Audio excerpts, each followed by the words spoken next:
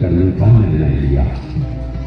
महायज्ञ में विद्वान पंडितों आदि को आमंत्रित किया गया। जिस सबके हाथ धोते समय झील पानी से भर गई थी, जिसका पवित्र जल मनुष्य के पापों को नष्ट करने में सक्षम था, इसलिए देवताओं ने इस स्थान का नाम करम्बुज तीर्थ क्षेत्र रखा।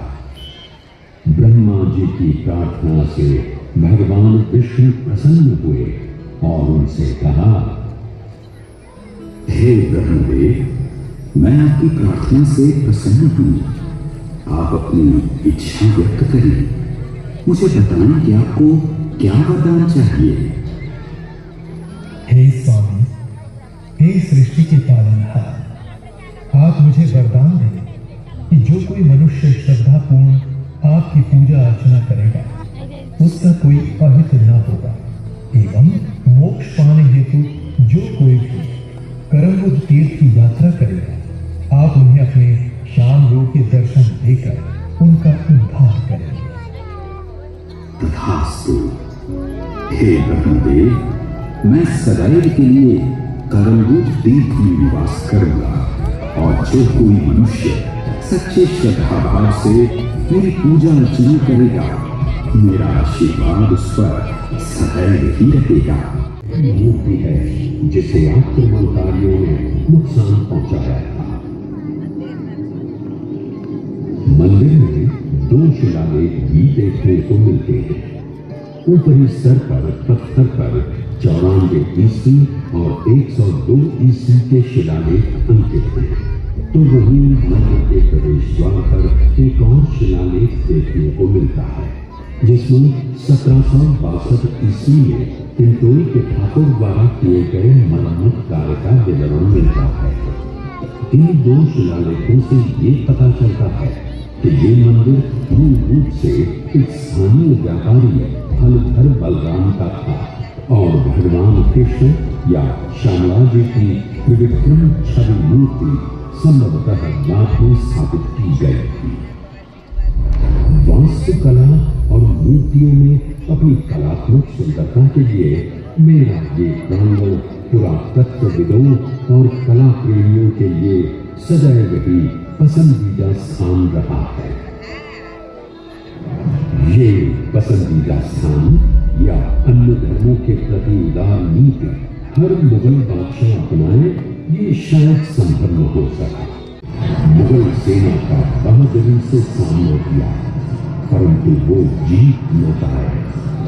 अपने आप के सम्मान की रक्षा अपने प्राणों से ज्यादा महत्वपूर्ण होती है। शायद यही बात अपने मन में लिए उन्होंने पुनः प्रयास किया और इस बार मुगल सेना को इस क्षेत्र से खदेड़ दिया।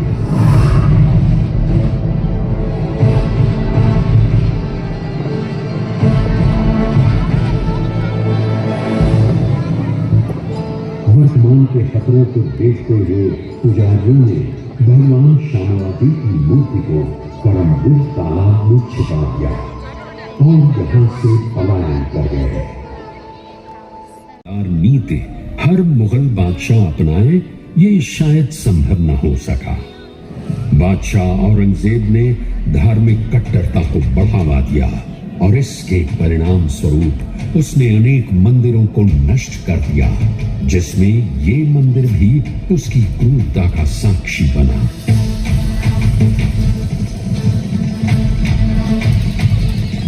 ईडर के महाराजा, ठाकुर और राजपूतों ने मुगल सेना का बहादुरी से सामना किया, परंतु वो जीत न पाए। अपने आत्मसम्मान की रक्षा अपने प्राणों से ज्यादा महत्वपूर्ण होती है।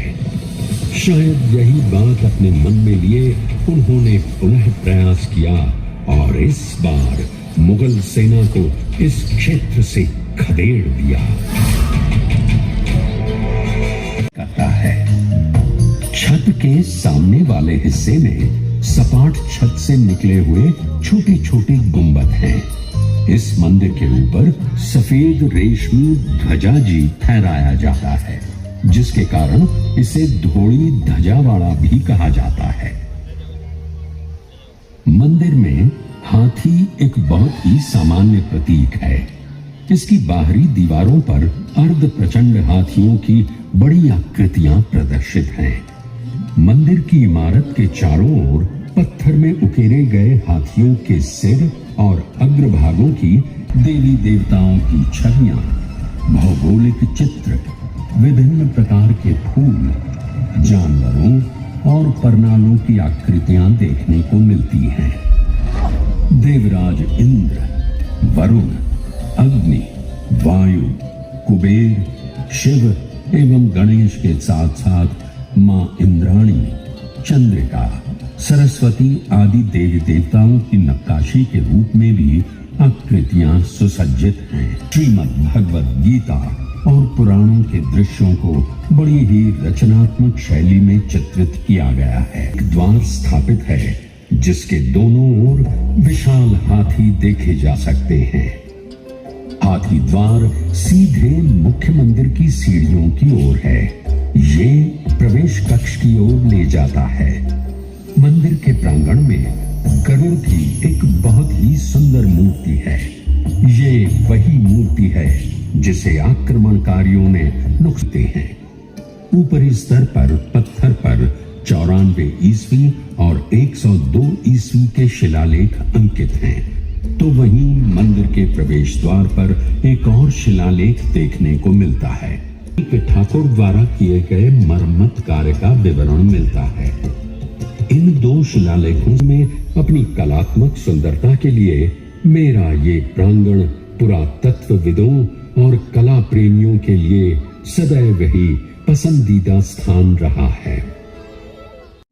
मंदिर का शिखर नागर शैली में निर्मित है। वर्तमान में मंदिर परिसर की दीवारें तो गिर चुकी हैं, लेकिन सजावटी प्रवेश द्वार यानी तोरण अब भी खड़ा दिखाई पड़ता है, जिसे गुजरात का सबसे पुराना तोरण माना जाता है। मान्यताओं के अनुसार